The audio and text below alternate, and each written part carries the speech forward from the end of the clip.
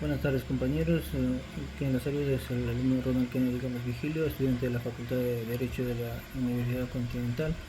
Eh, en esta oportunidad se va a realizar el desarrollo del examen del curso de Fundamentos Económicos Contables. Con ella tenemos la primera premisa, que nos hace referencia a la empresa Logicon, que se encuentra dedicada a la distribución de equipos tecnológicos en Lima Metropolitana. Lo cual controla junto a tres empresas del 70% del mercado, mientras que el restante, que es el 30%, está dividido entre las más de 50 competidores pequeños. Ya, frente a esta premisa, se puede indicar de que el, el mercado donde trabaja la empresa Logicon sería definido como un oligopolio. ¿Por qué? Como se menciona, que el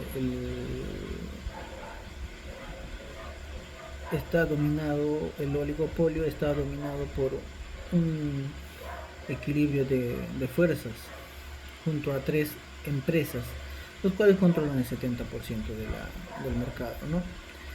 Y que mientras que el 30% restante se distribuye entre los 50 pequeños competidores, y esto permite determinar que el poder dentro de la industria está concentrado en pocas compañías. Además de este tipo de estructura, esta coincide con lo que es el oligopolio, puesto que algunas empresas o determinadas empresas o firmas controlan tomando decisiones de gran impacto en el mercado, tales como por decir los precios, el control de la oferta, entre otros. Frente a ello, de acuerdo a Mankiw en el año 2020, el oligopolio es un sector que compite con el mercado de bienes donde las estrategias de cualquiera de las empresas competidoras afectan al resto, de modo que, a contraste, la competencia perfecta por ejemplo, se caracteriza por la gran cantidad de oferentes que eliminan el beneficio de mantener los altos precios. Y si bien se espera que el oligopolio cuente con grandes oferentes, existe la posibilidad de que una sola empresa tenga un gran impacto que pueda afectar a todos los demás. ¿Por qué ello? Porque da paso a que las grandes estrategias comerciales, como la competencia del bajo precio, y la no uniformidad del producto, influyan de manera directa. Así también tenemos que los oligopolios cuentan con características que son fundamentales, que los diferencian de otro tipo de mercados.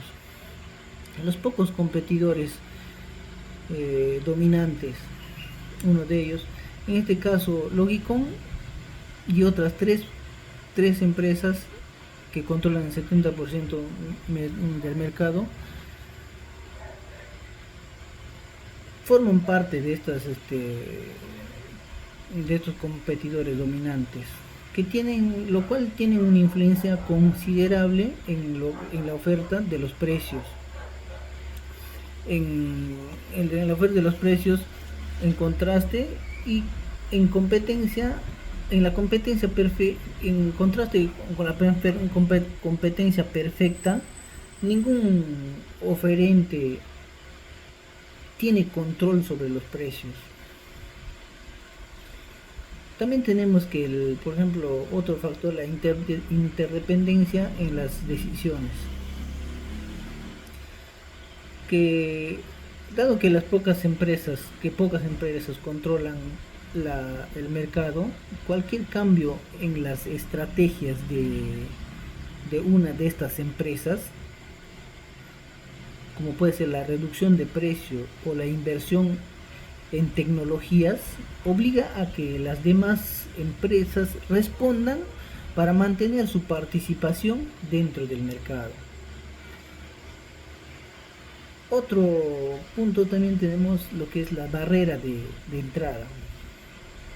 ¿En qué consiste la barrera del mercado? Un oligopolio suele presentar barreras de ingreso como altos costos de inversión, economías en escala o control sobre la distribución de productos, lo que dificulta que otras empresas o que nuevas empresas ingresen y compitan de igual a igual o en igualdad de condiciones. En este caso, las más de 50 empresas pequeñas que se encuentran dentro del 30% compiten con Logicon, tienen una participación pero reducida, lo cual se da debido a estos factores que tiene, como por ejemplo los altos costos, la economía en escala, control sobre la distribución de los productos. Otro punto, la diferenciación de productos. Dependiendo del mercado, los productos pueden ser homogéneos, como en la industria del acero, o también pueden ser diferenciados, como en la tecnología, equipos electrónicos. En el caso de Logicon, su mercado se enfoca en la distribución de equipos tecnológicos. Es un sector donde la calidad juega un papel preponderante y clave dentro de la competencia. Un ejemplo aplicado al caso de Logicon podemos tener el caso de la industria tecnológica, de las empresas de Apple, Samsung, LG, grandes marcas, ¿no?, que dominan parte del gran mercado global de dispositivos electrónicos. Estas empresas no tienen, si bien es cierto, no tienen un monopolio, pero al controlar la mayoría o la mayor parte de la oferta, pueden influir en las tendencias y en los precios. Del mismo modo, Logicon y sus tres principales competidores tienen una gran participación en los mercados de distribución de lo que es Lima Metropolitana, lo que significa que sus decisiones que afectan la oferta y la demanda, mientras que las pequeñas empresas deben adaptarse a las condiciones de la empresa Logicon para poder subsistir en el mercado. Como segundo enunciado también tenemos sobre el impacto de las tradiciones y costumbres peruanas en la demanda de productos y servicios. Las tradiciones y costumbres peruanas poseen un impacto determinante en cuanto a la demanda de productos y servicios, porque afectan a patrones de consumo en determinados periodos donde existen de repente festividades o acontecimientos culturales importantes, tales como son la Navidad y otro tipo de festividades, según a la región donde nos podemos encontrar. El consumo de bienes y servicios aumenta, provocando una expansión de la demanda, mientras que aquellos periodos en los que no son festivos, la demanda tiende a caer, provocando una contracción. Ejemplo, pues la demanda de la venta de, de panetones en fiestas navideñas. En el Perú es de costumbre consumir el panetón durante las actividades navideñas o festividades navideñas, lo cual se ve reflejado en un aumento considerable en la demanda de panetones en los meses de noviembre y diciembre, debido a que en las reuniones familiares es infaltable la presencia de este bien o servicio, ¿no? Con ello, ¿con qué se contrasta ello? Según los datos publicados por el Instituto Nacional de Estadística e Informática en el año 2023, indica que el 80% de total de las ventas de los panetones se vende en el mes de diciembre, que es época de navideña, ¿no? Esto indica que hay un aumento de la demanda. Sin embargo, el periodo posterior a las festividades se presenta una caída significativa en la demanda durante los meses de enero y febrero, lo que conduce a una contracción. Segundo ejemplo, el consumo del ceviche durante el verano. El ceviche es un plato tradicional que se consume y se prepara durante todo el año en el Perú, pero la demanda aumenta significativamente en los meses de verano, vale decir enero, febrero, marzo, y su aumento puede atribuirse al aumento de las temperaturas en estas épocas y la tradición de disfrutarlos en las actividades recreativas que se realizan en la capital, ¿no? En las playas, donde pueden degustar ese tipo de plato, lo cual se contrasta con una fuente. Según la Sociedad Nacional de Pesquería, en el año 2023, durante los meses de verano, lo cual indicó, ¿no?, que en los meses de verano la demanda de pescado fue aumentado en un 40% de manera notable, lo que proporciona una expansión del mercado. Por el contrario, el consumo del pescado para el ceviche disminuye en los meses de invierno, desplazando la curva de la demanda hacia la izquierda. Como tercer enunciado tenemos que la empresa Agroperú, dedicada a la exportación de espárragos, enfrenta un aumento significativo en el precio de sus fertilizantes debido a las restricciones de las importaciones. Y a su vez también que el gobierno peruano anuncia un subsidio para pequeños agricultores con el fin de contrarrestar el impacto en el encarecimiento de los insumos. Lo cual, analizando el comportamiento de la oferta de Agroperú, se ve afectado en dos factores, los cuales se ha mencionado, que el cual es el aumento del precio de los fertilizantes y el subsidio del gobierno a los pequeños agricultores. Cada uno de estos factores genera efectos opuestos en la curva de la oferta.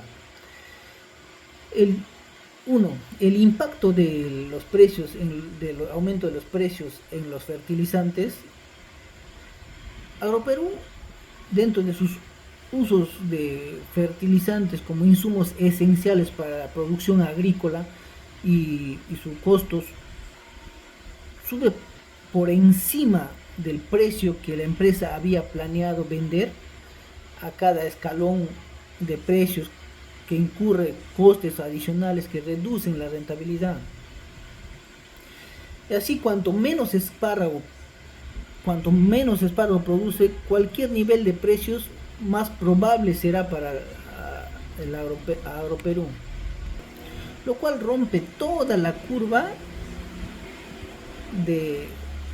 lo cual ocasiona el rompimiento de toda una curva hacia el lado izquierdo, y como consecuencia de los gastos superiores en el desarrollo de la empresa llevan y pueden tener forzado a recortar en la producción del bien.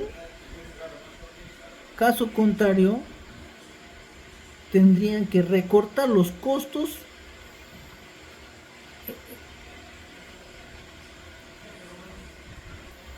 subiendo los precios. Según la Asociación de Exportadores ADEX en el año 2023, los últimos años en el encarecimiento de fertilizantes ha reducido la producción de los cultivos clave como es el arroz, el maíz, lo que ha impactado en el abastecimiento y los precios internos. En caso de Agroperú, este efecto se traduciría en una menor oferta de espárragos para la exportación. Dice como segundo punto el impacto del subsidio del gobierno en los pequeños agricultores. Al reducir los costos de producción, de costos para los pequeños agricultores, el subsidio gubernamental permite que más productores permanezcan en el mercado y de este modo evitar rehuir o evitar que los productores menores o pequeños agricultores aumenten su producción, lo que amplía el mercado y empuja la curva hacia la derecha. Esto significa que en igualdad de condiciones los agricultores pueden trabajar, los agricultores que reciben el subsidio y pueden producir espárragos y venderlos a precios un poco más competitivos.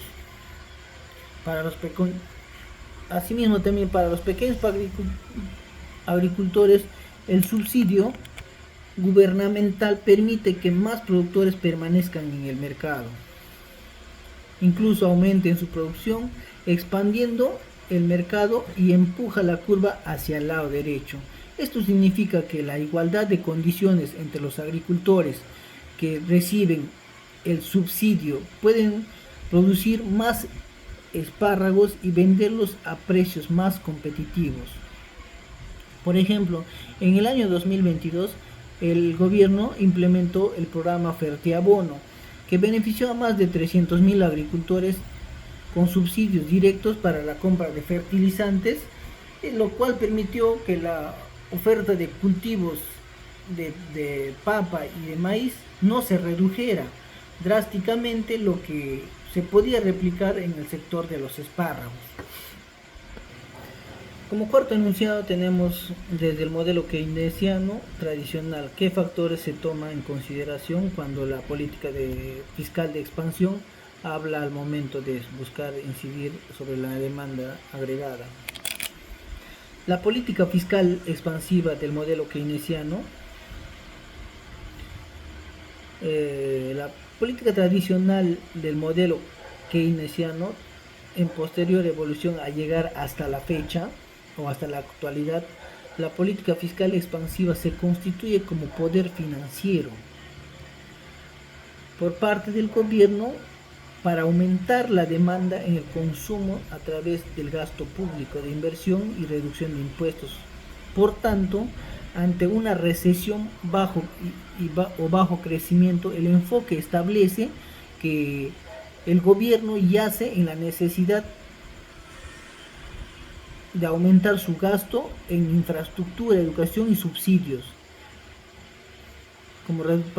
así como reducir los impuestos e incrementar el poder adquisitivo de las familias y las empresas. Los factores considerados como política fiscal expansiva tenemos 4. Aumento del gasto público. La inversión de obras públicas que pueda realizar el Estado en lo que es infraestructura, salud, educación, entre otros. El gobierno invierte en obras públicas de infraestructura para impulsar el empleo y la demanda agregada. Por ejemplo, en el año 2000 Perú lanzó un programa Arranca Perú, en donde se invirtieron más de 6 millones de soles en infraestructura. Esta medida permitió la recuperación de puestos laborales cuando la crisis sanitaria venía golpeando ese año. Segundo punto, la reducción de impuestos. Al bajar los impuestos o el impuesto a la renta, permite que las personas y empresas dispongan de más dinero para consumir y invertir, así como también en el año 2022 el gobierno peruano redujo el impuesto, el IGB y los productos en los productos de la canasta básica, pero aumentó en lo que es de las bebidas. ¿Ah? Para estimular ello, ¿para qué? Para estimular el consumo y aliviar el impacto inflacionario. Los subsidios y transferencias, medidas de bonos familiares a familiares vulnerables o subsidios a sectores estratégicos buscan incentivar el gasto. Un ejemplo claro fue de la entrega de los bonos Yanapay en los tiempos del COVID, que benefició a millones de personas con transferencias directas, lo cual ayudó a dinamizar la economía. ¿Qué factores pueden ser excluidos de este enfoque? El modelo keynesiano tradicional deja fuera algunos factores que otras corrientes económicas consideran. El modelo keynesiano se centra en el análisis de la política fiscal, relegando a un segundo plano la política monetaria. En las economías de hoy hoy en día, el control de las tasas de interés y la oferta monetaria, como orientada y aplicada por el Banco Central de Reserva,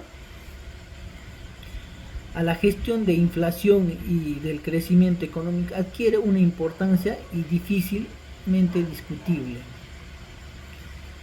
La teoría de las expectativas racionales nos dice que los agentes económicos anticipan directamente a la política de gobierno e incorporan a sus decisiones, lo cual debilita el impacto en la política fiscal. Por otro lado, Keynes no daba importancia relativa a lo que es a la deuda pública en un corto plazo, mientras que en nuestro presente el excesivo gasto público, que no es claramente financiado, puede dar lugar a una inflación y a la pérdida de confianza entre los mercados financieros. Muchas gracias.